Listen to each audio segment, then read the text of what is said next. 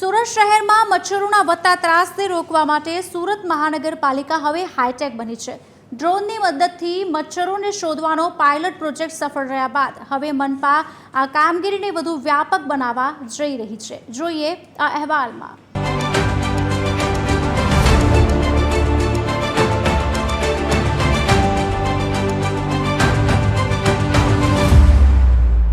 સુરતની ખાડીમાં આવો ડ્રોન ઉડતું દેખાય તો ગભરાતા નહીં। આ ડ્રોનથી કોઈ શૂટિંગ નથી થઈ રહ્યું, પરંતુ મચ્છરોનો નાશ થઈ રહ્યો છે। હા, સુરત મનપાએ ખાડી વિસ્તારમાં મચ્છરોનો નાશ કરવા માટે ડ્રોન ટેકનોલોજીનો માસ્ટર પ્લાન બનાવ્યો છે। અગાઉ 150 ચોરસ કિલોમીટર વિસ્તારમાં થતી આ કામગીરીનો વ્યાપ હવે 30% વધારીને 180 ચોરસ કિલોમીટર કરાયો છે।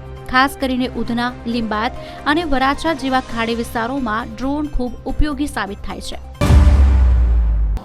જે ખેતરોમાં ભાતના ખેતરોમાં જ્યાં પાણી ખાસા દિવસ સુધી ભરાઈ રાખવામાં આવે છે તેવા વિસ્તારો, પાલ ભાઠાનો એ વિસ્તાર છે તે વેસ્ટ ઝોનના જહાંગીરપુરા સાઈડના વિસ્તારો, એ વિસ્તારોમાં આપણે ત્યાં કામગીરી કરવામાં આવેલ છે અને ત્યાં ડ્રોન દ્વારા ઇન્સેક્ટિસાઇડનો સ્પ્રેઇંગ પણ કરવામાં આવેલ છે, જેથી કરીને એ લાર્વા જે છે તે મરી જાય, પરંતુ પાકને કોઈ નુકસાન થતું નથી।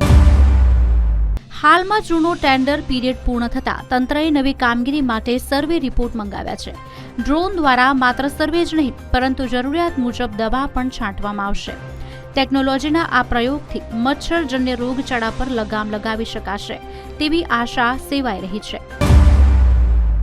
જ્યાં માનવ બળથી પહોંચી ન વળાય તેવી જગ્યાઓ, એ જગ્યાઓ પર આપણે બ્રીડિંગ સ્પોટ શોધીએ છીએ, વોટર લોગિંગ સ્પોટ શોધીએ છીએ અને ત્યાં ડ્રોન દ્વારા આપણે સ્પ્રેઇંગ કરાવીએ છીએ ઇન્સેક્ટિસાઇડનો, અને જંતુનાશક દવાના સ્પ્રેઇંગ પછી આપણે એમાં ફરીથી લાર્વલ ડેન્સિટી ચેક કરીએ છીએ કે જેથી કરીને બ્રીડિંગનો નાશ થયો છે કે નહીં તે પણ ચેક કરી શકાય।